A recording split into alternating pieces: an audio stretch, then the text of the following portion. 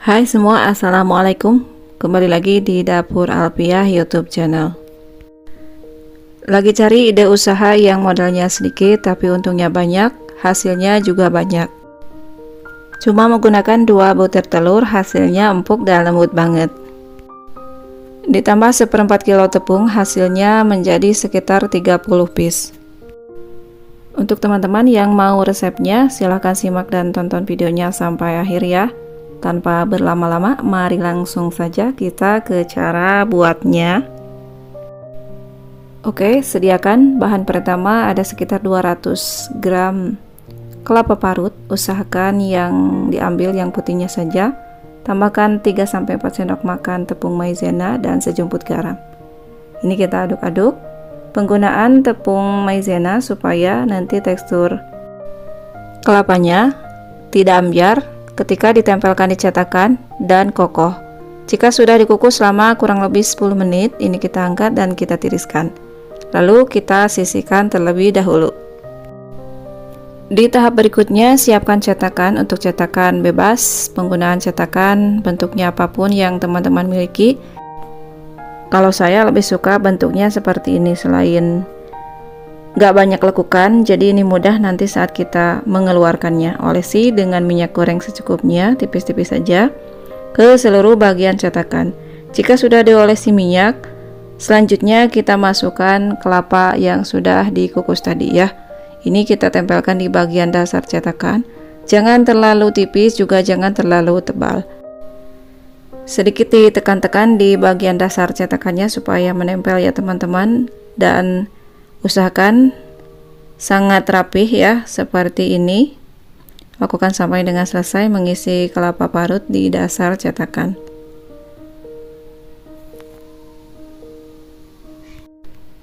Oh ya, untuk penggunaan garam di kelapa parut tadi jangan juga terlalu banyak, biar tidak keasinan, karena nanti di kuenya juga kita akan kasih garam. Jika sudah selesai, kita sisihkan dulu ya teman-teman. Kemudian sediakan 200 ml air. Campurkan 65 ml santan kara instan, jadi totalnya sekitar 265. Tambahkan secukupnya pasta pandan, ini saya gunakan sekitar 1 sendok makan. Aduk dan larutkan sampai tercampur rata. Lalu ini kita sisihkan dulu ya. Untuk langkah berikutnya, sediakan mangkok adonan. Kita masukkan bahan kering sekitar 250 gram gula pasir, 2 butir telur utuh ukuran sedang cenderung besar, kemudian masukkan 15 gram SP atau sekitar 1 sendok teh penuh. Jika tidak ada SP, boleh diganti TBM atau ovalet. Setelah itu tambahkan sedikit garam dan 2 gram vanili bubuk. Untuk vanili jika tidak ada, teman-teman boleh di skip ya. Kemudian langkah berikutnya kita mixer secara bertahap dari kecepatan sedang sampai ke kecepatan paling tinggi. Ini saya mixer sampai akhir sekitar 5-7 menit sampai kental putih berjejak seperti ini, sampai adonan menjadi mengembang. Kemudian jika sudah sekitar di atas 5 menit, ini saya matikan sebentar. Lalu kita masukkan santan yang sudah dicampur pasta tadi. Saya masukkan sambil dinyalakan lagi mixernya dengan kecepatan rendah saja, sedikit demi sedikit, sambil dimasukkan santannya. Oh ya teman-teman, jika teman-teman mau menggunakan santan murni tanpa menggunakan santan instan boleh juga, tapi takarannya sama seperti tadi, 265 ml.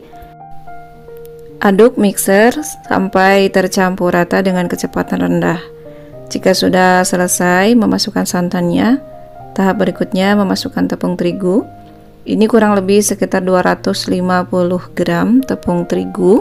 Saya gunakan tepung terigu protein sedang.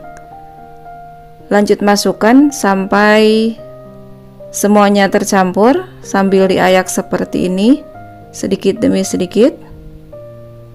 Lakukan semuanya sampai dengan selesai proses mengayak tepung terigunya ya. Dan ini saya tidak menggunakan tambahan baking soda atau soda kue ya. Lalu sebelum dinyalakan mixernya, kita aduk-aduk dulu sebentar supaya tidak berhamburan. Ini dimixer kembali dengan kecepatan rendah saja, hanya sampai tercampur rata tepung terigunya, dan pastikan sampai benar-benar tercampur. Tidak ada bahan yang menggumpal dan bergerindil. Seperti yang terlihat di video, ini sudah tercampur rata.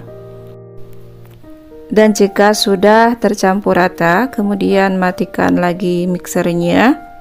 Untuk selanjutnya di tahap ini saya sudah tidak menggunakan mixer lagi. Lalu aduk sebentar untuk memastikan bahan supaya tercampur rata dengan spatula seperti ini. Lanjut masukkan adonan ke dalam cetakan yang sudah ada kelapa parutnya tadi. Ini saya menggunakan gelas ukur ya supaya mudah. Seperti biasa saya masukkan 3/4 dari cetakan. Ini jangan kepenuhan ya, jadi nantinya ini akan mengembang. Oke, lakukan sampai dengan selesai ya. Nah, ini sudah selesai. Kemudian di tahap berikutnya, ini kita kukus dengan catatan sudah dididihkan dulu untuk kukusannya. Dan kita kukus selama kurang lebih 15 menit dengan api sedang cenderung kecil. Jika tutup kukusan menggunakan tutup panci biasa atau tutupnya datar, teman-teman wajib melapisinya dengan kain ya. Nah, ini sekitar 15 menit kemudian sudah matang kue putu ayunya. Kita angkat dan kita dinginkan. Jika sudah dingin, kita keluarkan dari cetakannya seperti ini. Hasilnya rapi, cantik, seperti yang terlihat di video. Ini dia kue putu ayu yang melegenda. Dari dulu sampai sekarang tetap digemari. Boleh kita kemas seperti ini jika mau dijual. Ternyata hasilnya jadi banyak banget, sekitar ada 30 piece. Seperti ini.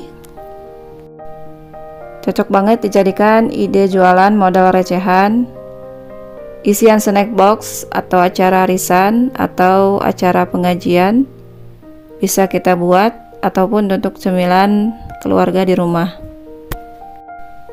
Dan ternyata menggunakan 2 butir telur juga hasilnya tetap empuk dan lembut. Oke teman-teman, itu dia tadi cara buat kue putu ayu, resep yang legendaris banget dari dulu sampai sekarang. Cara buatnya mudah. Terima kasih untuk sahabat dapur Elvia yang sudah subscribe ke channel ini. Semoga bermanfaat untuk resepnya. Terima kasih sudah menonton. Wassalamualaikum warahmatullahi wabarakatuh.